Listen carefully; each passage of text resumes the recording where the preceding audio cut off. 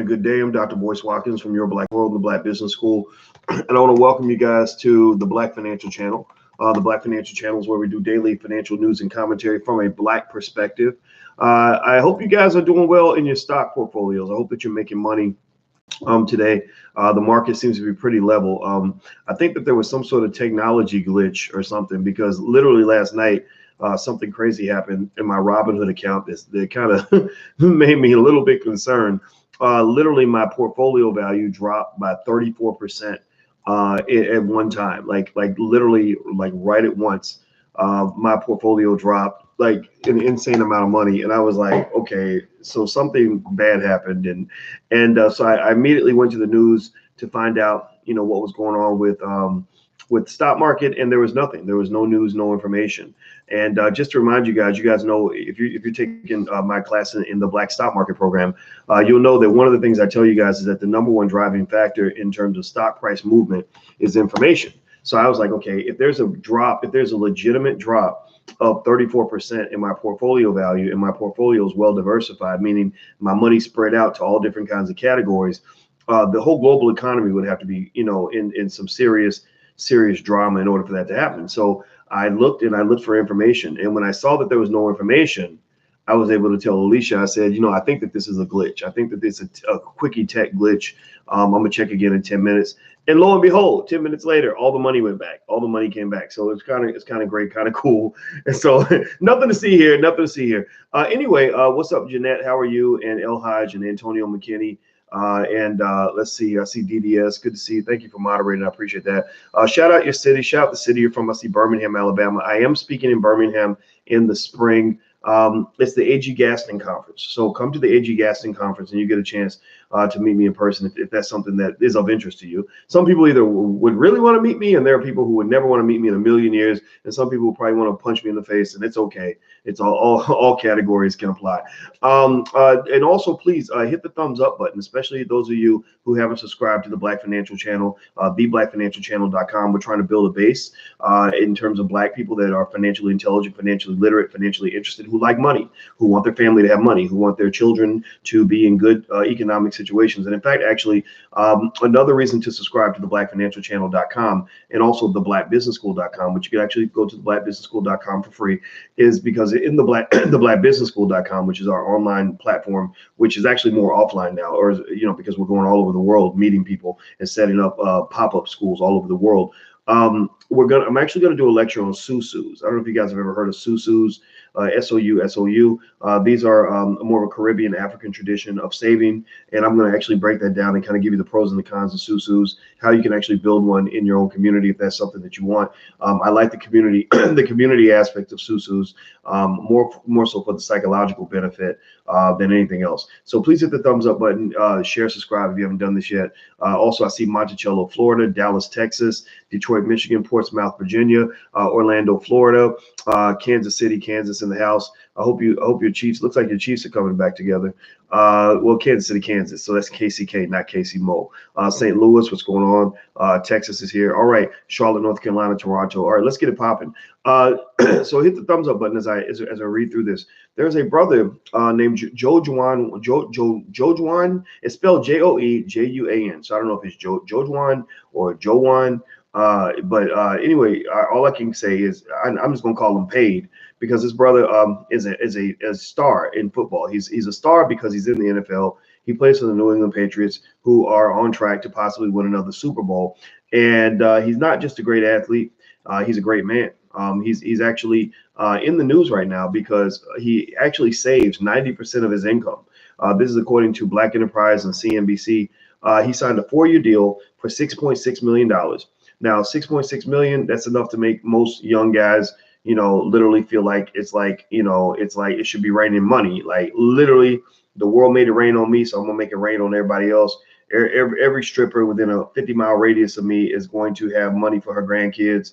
Every Gucci store is gonna get bought out. Every white person, every Popeye's chicken that I can go to, every fancy restaurant I can go to, every car dealership selling $100,000 cars, is gonna run out of cars because I'm gonna roll up in there and pay cash for it because I'm balling out of control. Every woman applying to be a baby's mama will get to have my baby and milk me like a cow for the next 30 years. Unfortunately, that's what you see a lot. Not from all athletes, but y'all know that we know some. Y'all know we know a few. Give me a yes or no if you've seen this and if this kind of behavior kind of bothers you. Because tell me a yes or no. If this bothers you, because it should bother you. Because what you're seeing when you see athletes go in the other direction, you're really seeing a loss of black wealth. When they show that study. Did you guys see that study that I'm sure you saw the study that said that black wealth is expected to drop, median black wealth is expected to drop to zero by the year 2053. Well, those studies are driven by not just systematic racism, that's a big factor, but they're driven just as much or almost as much or quite a bit, significantly driven by what we do with the money that we have. If I was, put it this way, if you had somebody like me, or a council of people, a council of really intelligent investors who managed the 1.3 trillion that came in our community, like literally a group of us sat around and said, how do we make this 1.3 trillion grow into 5 trillion, 10 trillion? We could do that. Like we could literally put black people ahead of white people, because I'm smarter than white people. I know more about finance than white people do. I taught white people. So, the problem is that the money, unfortunately, we get into the hands of individuals who don't feel empowered to believe that money can actually grow into anything. So basically, you're throwing away your little opportunities to build wealth because you think, well, I only got 5,000, I might as well blow it. Or I only got 500, I might as well throw it away. And what people don't understand is that billion-dollar fortunes are built. A lot of times they're built $1 at a time, then $2 at a time, right? So anyway, let me keep going. Let me read more of this. Hit the thumbs up button. Please hit the thumbs up button if you haven't done this yet. So let me see here. Also, according to the article, let me open this up here. He says that his high school finance class is what taught him how to save. I'm reading here, and it says he's a rookie cornerback right now, and he says, "quote I've been stingy with money ever since I was young because I saw what my mom had to go through." Now that's interesting to me too, because that goes into an area that I've always been fascinated with. I wrote my dissertation in this area on financial psychology. Financial psychology is, basically, sort of looking at how money affects people's minds and how your mind affects your money. Right. So, money on my mind, mind on my money on my mind. Well, that's really true, actually, in the sense that, those who tend to accumulate wealth have a specific mindset. And it's kind of sad to me when I get online and I have to fight with people that honestly don't know what they're talking about when they say mindset has nothing to do with it. It's only about racism and oppression. Yeah, but oppression produces a certain mindset. When you are oppressed, you behave like an oppressed person. The oppressed person doesn't feel like, okay, I'm going to go out here and conquer the world, or I'm going to go out here and I'm going to win, or I'm going to go out here and I'm going to build $1 billion fortune. An oppressed person, unfortunately, if they internalize the oppression, will say, well, I just got to survive. The struggle's real. It's hard out here. I'm barely making. At least I ain't in jail. You ever hear people say shit like that? Like, well, at least I ain't in jail. I'm not making fun of that. I'm just saying it's sad. It's like, damn, like that's what makes you excited about is that what makes you excited about life? Like that you're not in jail, you're not dead, that you graduated from high school. Like that's the pinnacle of success for us now. So a lot of times expectations is everything. Actually I have what a lot of times when I talk to kids, I'll teach what I call the 5E philosophy. And I tell this to parents as well. The 5E philosophy basically says education plus economics plus expectations equals empowerment.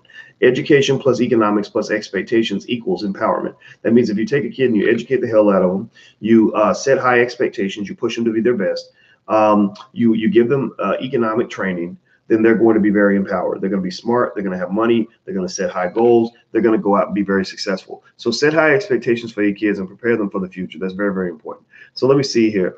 Doc, you should allow us to read your dissertation if it can help many of us. Edward, I'm going to tell you, first of all, my dissertation is available publicly. If anybody wants to read my dissertation, it's out there. When you graduate, like from a school like Ohio State, they publicly publish your dissertation. And I've got some academic research papers that I've written for academic journals that are out there as well.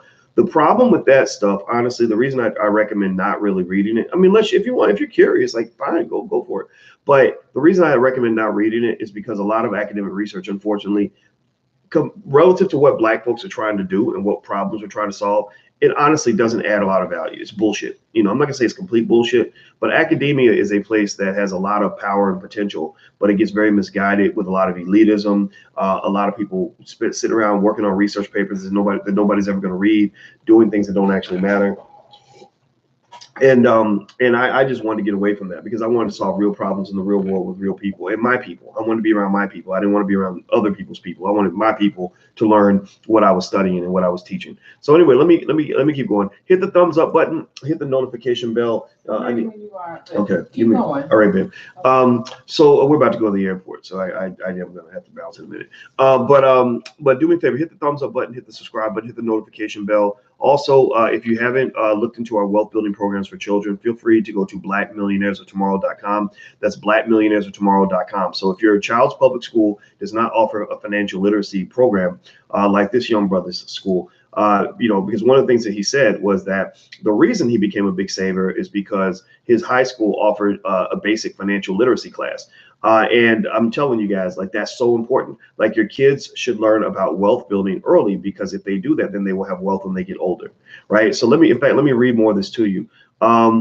He talks about this class. He says, listen to this. The Vanderbilt University alum says he first learned about the importance of investing and saving from a personal finance class he took in high school. In that class, the rookie says he learned about mutual funds, hedge funds, 401k plans, CDs, and Roth IRAs. Those financial lessons, he says, influenced his decision to invest roughly 90% of his income from NFL checks, leaving him to live off the remaining 10%. So financial literacy early is the key for our children. Give me a yes or no if you understand what I'm saying in terms of, the fact that the same way he's a great football player, right? To play for the New England Patriots, you got to be damn good at what you do. He probably started playing football at a very early age. He was probably in the Pee Wee leagues. He probably got trained at a high level. He probably had great coaches in high school that really pushed him to be his best. And now he's playing for the New England Patriots, and it looks like he's getting some playing time. I was looking; he looked like he's on the field. When you can get on the field of the Patriots, that means you are an elite athlete. How did he become an elite athlete? Because he started getting trained at a high level at an early age. Well, now he's going to be an elite wealth builder also. Why? Well, because he started getting high levels of training at an early age. So the secret, the key, this is the secret. When you're talking about black kids getting ahead economically, black boys and black men being strong financially when they get older, the secret is to train them at a high level at a very early age. If you train them at a high level at a very early age, they're going to be good at that thing when they get older. If you want somebody to be a great performer, Michael Jackson was one of the greatest performers of all time because he trained at a high level at a very early age. We have rappers who Jay-Z and guys like that, or whoever, some of the best rappers in the world, Snoop Dogg or whoever, Snoop's a little older, but y'all know what I'm talking about. He's still the OG. Get mad respect for Snoop, right?